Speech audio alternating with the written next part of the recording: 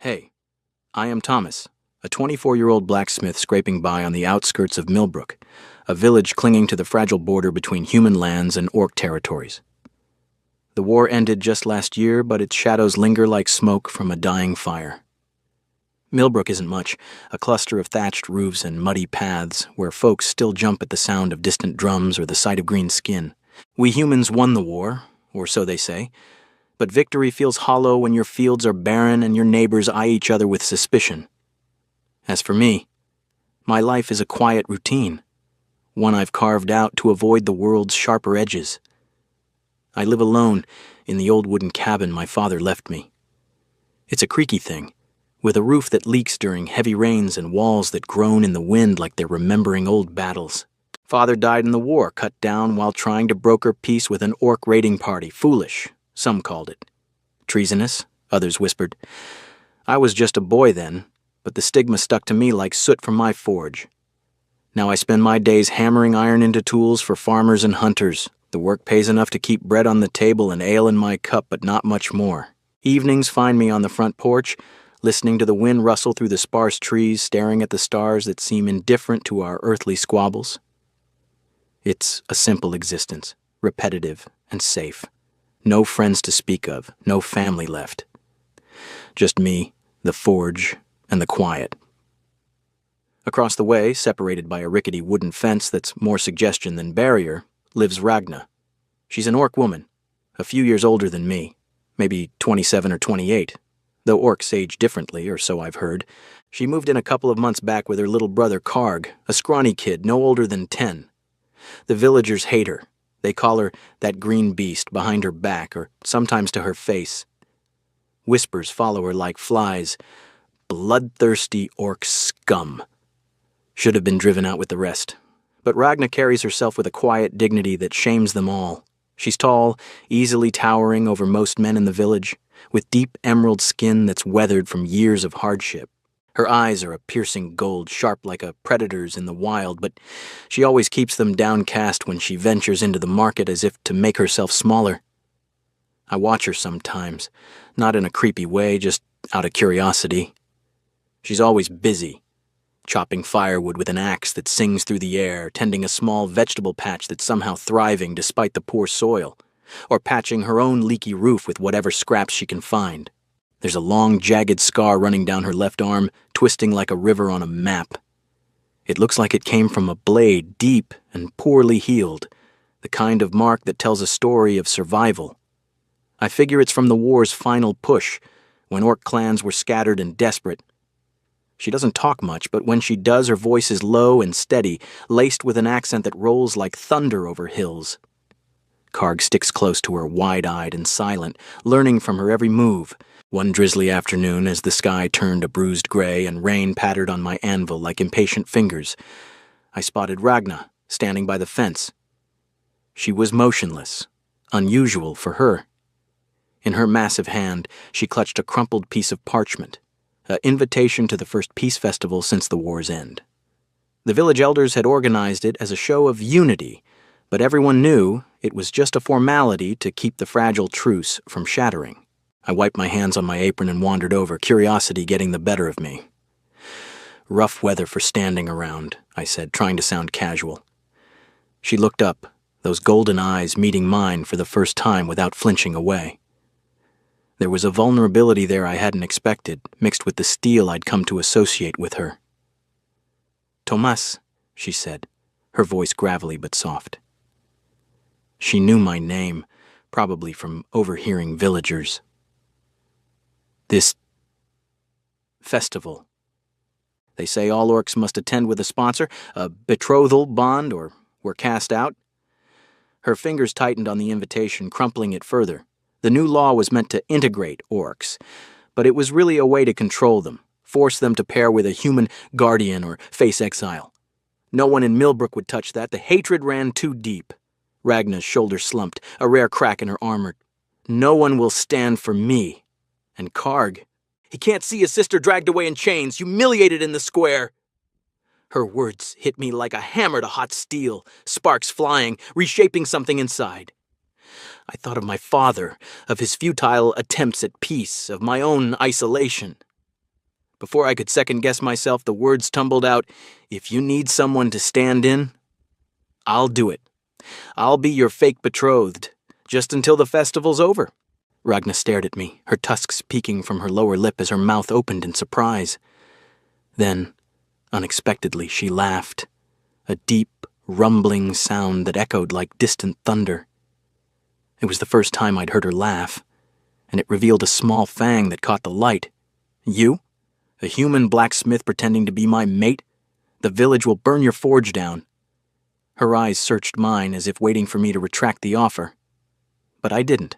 It felt right, in that impulsive, reckless way that defies logic. We shook on it, her grip firm but careful not to crush my hand. The agreement was simple. We'd act the part to fool the elders, exchange the ritual tokens, and part ways after. No strings, no complications. As the rain picked up, soaking us both, I watched her walk back to her cabin, invitation tucked away. Little did I know this fake arrangement was the spark that would ignite something real, pulling us both from the edges of our lonely worlds. After that rainy afternoon by the fence, our arrangement began in earnest. I told myself it was just practical, a way to help Ragna and Karg stay in Millbrook without drawing the village's wrath. We'd act the part for the peace festival, exchange the ritual tokens to satisfy the elders' new law, and go back to our separate lives. Simple. But nothing involving an orc and a human in these borderlands ever stays simple. The next evening, Ragna crossed the fence with Karg trailing behind her like a shadow. He was a quiet kid, all wide eyes and skinny limbs, clutching a wooden toy sword she'd carved for him. She sent him inside her cabin to play, then turned to me with that steady gaze. "If we're doing this, we need to practice," she said, her voice low but firm. "The festival isn't just words on parchment. They'll watch us. How we stand, how we touch. One wrong move and they'll call it a farce." I nodded, feeling a flush creep up my neck. Practicing intimacy with an orc woman. In my forge? It sounded absurd, but she was right. We started small, in the dim light of my workshop where the anvil still glowed from the day's heat. "First, the greeting," she instructed. Orc customs were different, more direct, less flowery than human ones. She showed me how to lightly bump foreheads, a sign of trust and alliance, then tie a simple leather cord around each other's wrists as a temporary bond. "Not too tight," she warned, her large hands guiding mine.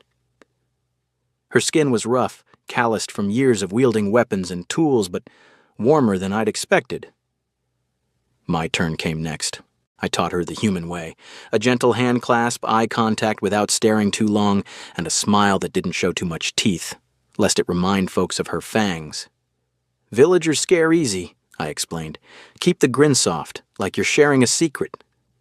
We stood there, awkwardly close, practicing until it felt less like a performance and more like something else.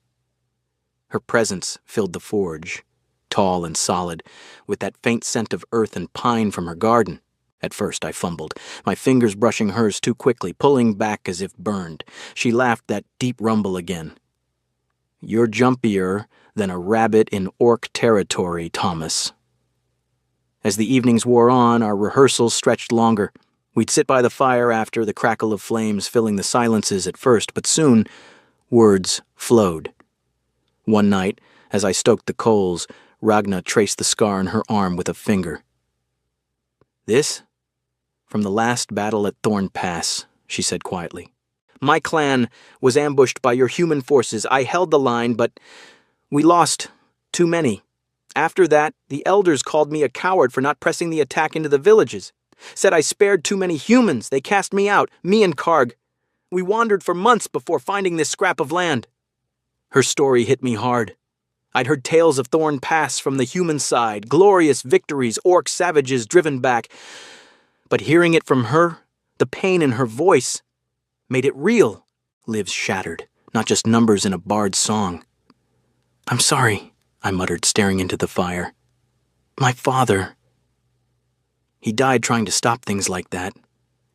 He thought peace was possible, went out to negotiate with an orc party.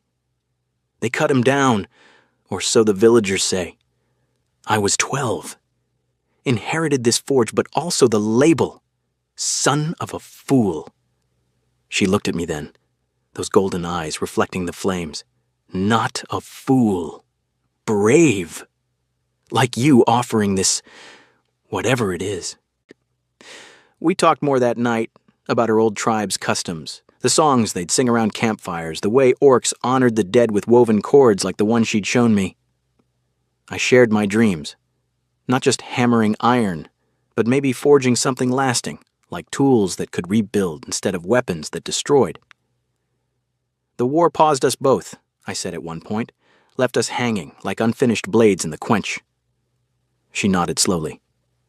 Yes, we're the ones they don't want to see, the reminders of what hate costs.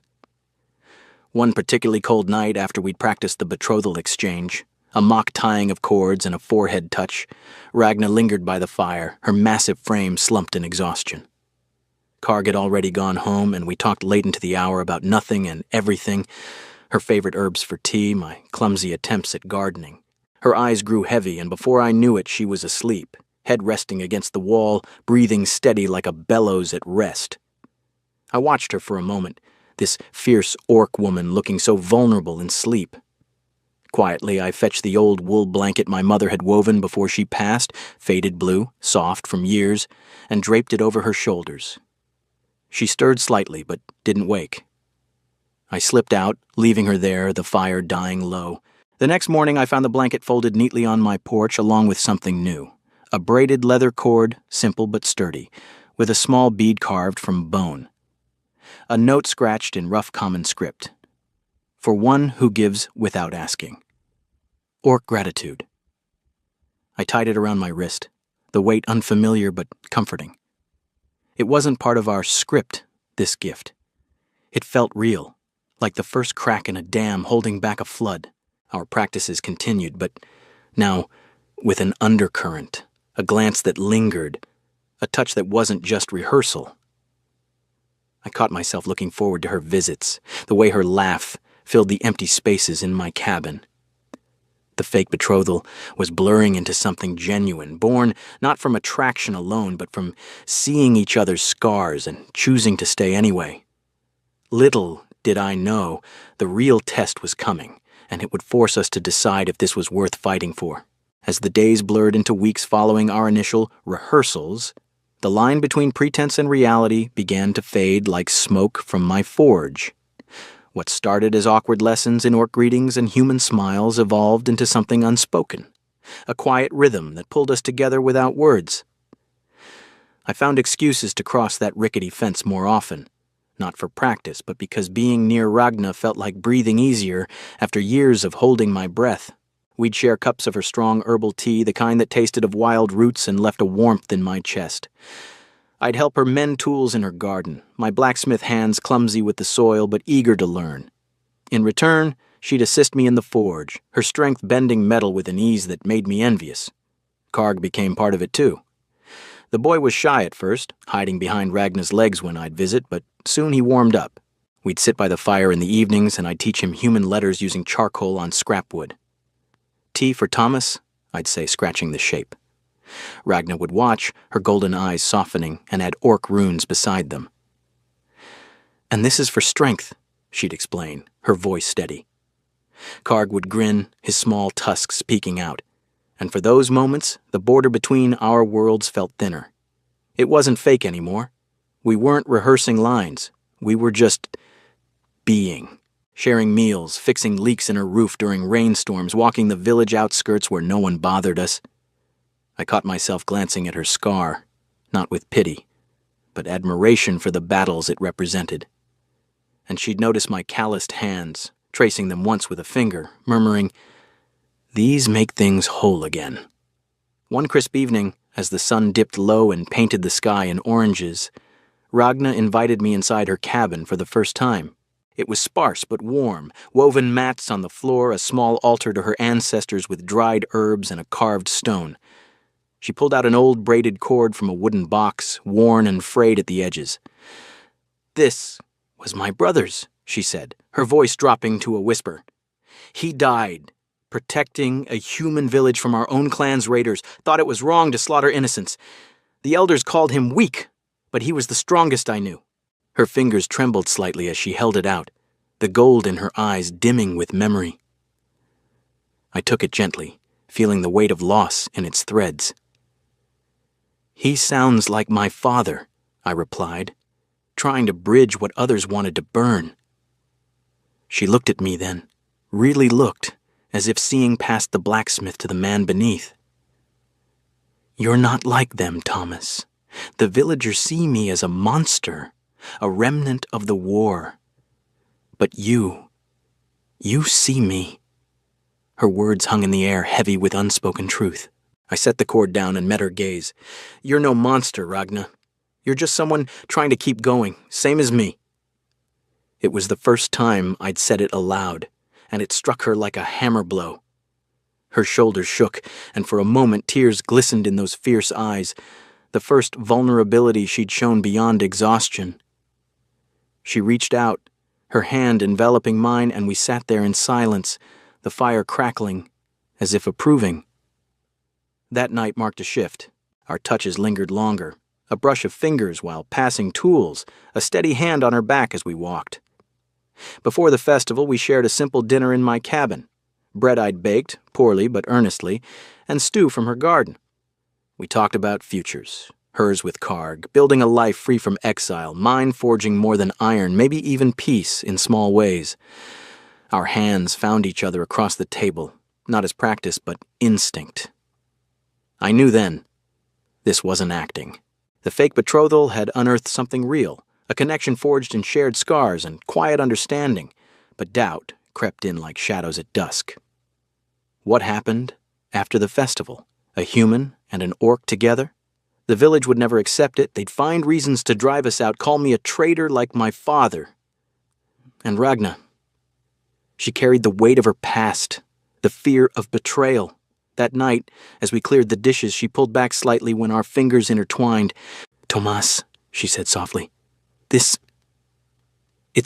not just pretend anymore, is it?" I shook my head, heart pounding. "No, and I don't want it to be." She stepped away, wrapping her arms around herself. "I need time. The war took everything, my home, my family. Being with you, it's dangerous. For both of us." Her voice cracked, the strength I'd admired wavering. I wanted to argue, to promise safety, but I saw the fear in her eyes, the same I'd felt all my life. "I understand," I said, though it hurt. "I'll be here, as a friend, until you're ready." She nodded, slipping out into the night, leaving me with the echo of her words and the braided cord on my wrist, a reminder that some bonds form slowly, tested by time and trial. The festival loomed, and with it, the choice that could shatter or solidify what we'd built. The day of the Peace Festival arrived like a storm cloud over Millbrook, heavy with expectation and the threat of unrest. The village square had been transformed overnight. Colorful banners fluttered from poles, tables groaned under platters of bread, cheese, and roasted meats, and a bonfire crackled in the center, casting flickering shadows on faces still etched with war's weariness. Musicians tuned lutes and drums, their melodies a tentative mix of human folk tunes and orc rhythms, as if testing the fragile truce. Villagers milled about in their finest, patched tunics and skirts for most, a few elders in faded cloaks that spoke of better times. But beneath the cheer lurked tension. Eyes darted to the edges where orcs like Ragna were expected to prove their loyalty through this absurd betrothal law. I met Ragna at the fence that morning, her presence a solid anchor in my swirling nerves. She wore a simple tunic of deep green wool, belted at the waist with a leather strap that held a small dagger. More habit than threat.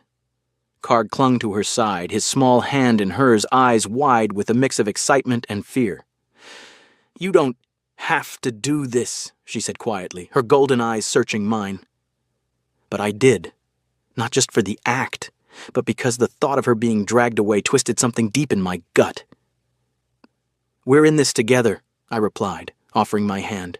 She took it, her grip firm yet gentle, and we walked into the square side by side. Heads turned as we approached, whispers rippled through the crowd like wind through dry leaves. The blacksmith with that orc? Trader's son, just like his father. I felt the weight of their stares, hot and accusing, but Ragna held her head high for once, her tusks catching the sunlight. We made our way to the central platform where Elder Harlan, the village chief, stood with his ledger of names. He was a stern man, gray-bearded and battle-scarred, his voice booming as he called pairs forward. Next, Ragna of the Broken Fang clan, sponsor required. We stepped up, hands still linked. The crowd hushed, a sea of faces ranging from curious to hostile. Mark, the burly hunter who'd lost a brother in the war, leaned against a post, arms crossed, a smirk playing on his lips. Elder Harlan eyed us skeptically. Tomas Reed, you claim betrothal to this orc? I nodded, my voice steady despite the knot in my throat. I do. Ragna and I exchanged the ritual tokens. I tied a braided cord around her wrist, whispering the human vow of protection under my breath. She returned the gesture, her fingers lingering on my skin as she murmured an orc phrase that meant shield and shadow. The elder grunted, stamping his ledger. Accepted. For now. But the piece shattered like brittle iron.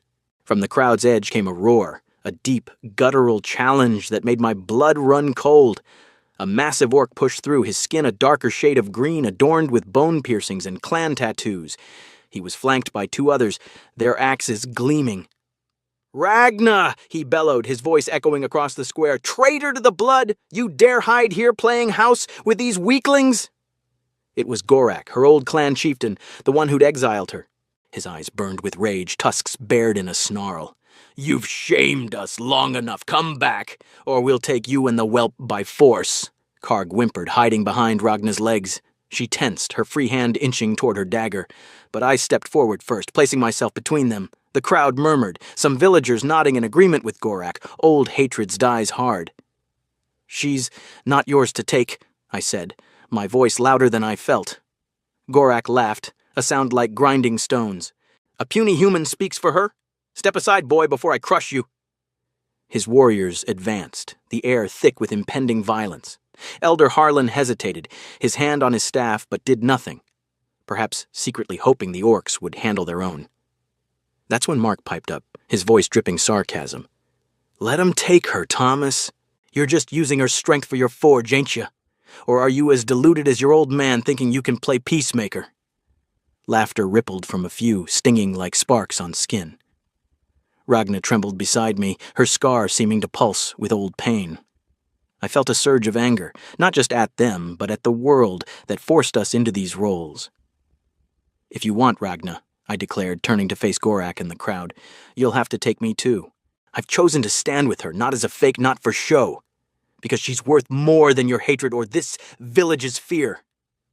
The square fell silent, save for the bonfire's crackle. Gorak snarled, lunging forward, but Ragna pulled me back. "Tomas, no!" But I wasn't backing down. In that moment, with adrenaline pounding in my ears, I turned to her. "Dance with me," I said, extending my hand toward the musicians. It was impulsive, a blend of human tradition and orc defiance. The band struck up a tentative tune, a slow waltz mixed with rhythmic drums. Ragna hesitated, her eyes wide, but then she took my hand. We moved to the center, the crowd parting like water around a stone. Dancing with her was awkward at first. Her height made me crane my neck, her steps powerful where mine were precise. But as we spun, hands clasped, the world narrowed to just us. The whispers faded, Gorak's threats blurred. Her golden eyes locked on mine, filled with a mix of fear and something deeper. "Why?" she whispered mid-turn. "Because I see you, Ragna. All of you." In the firelight, with the music swelling, I pulled her closer. Our foreheads touched in the orc way, then our lips met, not a rehearsed peck but a real kiss, born of choice and longing. It was fierce, yet tender, her tusks brushing my skin, my hands on her back feeling the strength beneath. The crowd gasped. Some cheered faintly, others muttered curses. Gorak roared in fury but backed off, his warriors uncertain amid the human throng. The kiss ended, but its echo lingered. Ragna pulled away slightly, her breath ragged. "That wasn't pretend." The festival continued around us, but the air had shifted. Gorak slunk away, defeated for now, and even Elder Harlan nodded grudgingly. Mark averted his eyes, perhaps shamed. For the first time, Ragna stood tall, head unbowed, as villagers whispered not in hate, but in reluctant awe. As the night wound down, we slipped away to the square's edge. Karg ran to us, hugging Ragna's legs. but her expression was troubled. "Thomas, that kiss, it's real, and real things break in this world." Her voice wavered, the vulnerability raw. "I need time to think if I can risk this, if we can."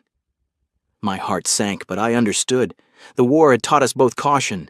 "Take what you need," I said, squeezing her hand one last time. "I'll wait." She nodded, taking Karg home, leaving me in the cooling night, the braided cord on my wrist a promise amid uncertainty.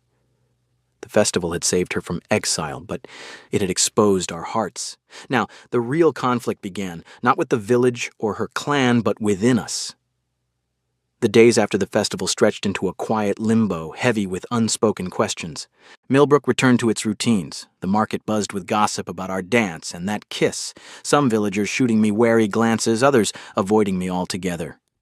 Mark and his cronies muttered about orc lovers when I passed, but no one confronted me directly. The elders had stamped our betrothal as valid, saving Ragna from exile, but the real storm brewed inside us. I replayed the moment in my mind. Her lips on mine, fierce and real, the crowd's gasps fading into irrelevance. Yet her words haunted me. "I need time." I respected it, but the waiting gnawed at me like rust on iron. I kept my distance, not wanting to pressure her. Instead, I fell into small acts of care, ones that didn't demand answers. Each evening as dusk fell, I'd stack dry firewood by her door, split logs from the edge woods, enough to keep her hearth warm through the night. I'd leave without knocking, just a quiet offering. Sometimes I'd braid a new leather cord in my forge, weaving in a bead or knot as a nod to orc tradition, and tie it to the stack. No notes, no expectations. Just proof that I was still there, waiting without pushing.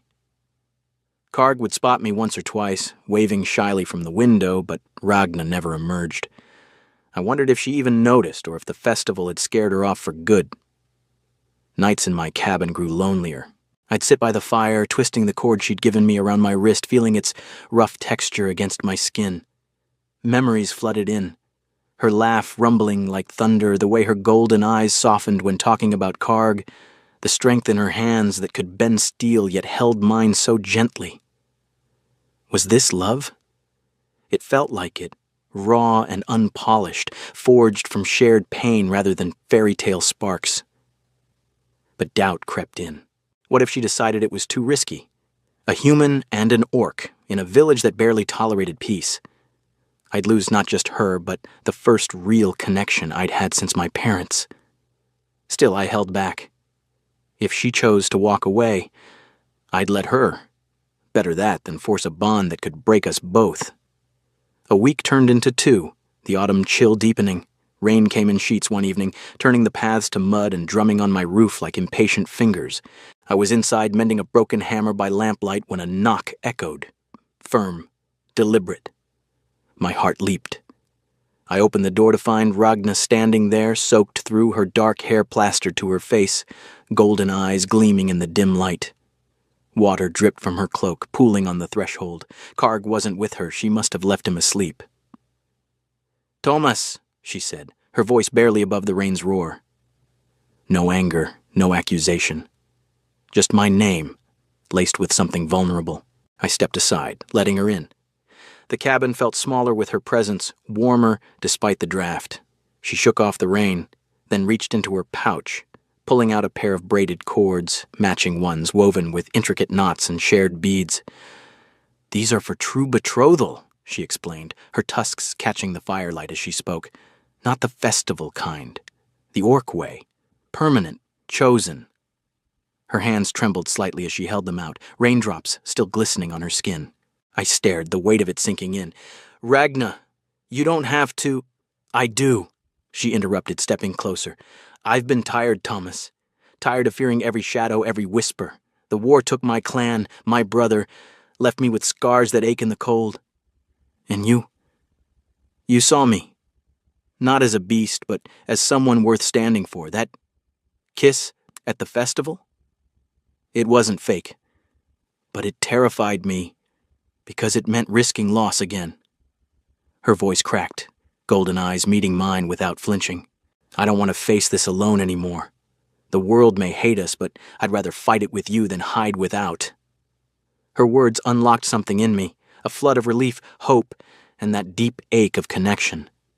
I took one cord, tying it around her wrist with steady hands, then let her do the same for me. The braids intertwined, rough yet binding, a symbol of choices made. "I'm here," I said simply, grasping her hand. No grand promises, no labels, just the truth. We stood there, the rain pounding outside, the fire popping softly. She leaned in, our foreheads touching in that orc greeting turned intimate, her warmth seeping through the chill. We stepped further into the cabin together, the door closing behind us. Outside, the border sky seemed different, clouds parting just enough for stars to peek through, as if the world itself was shifting. The cords on our wrists pulled tight, a reminder that some stories don't end neatly. They continue, woven from instinct into conscious choice. And ours? It was just beginning.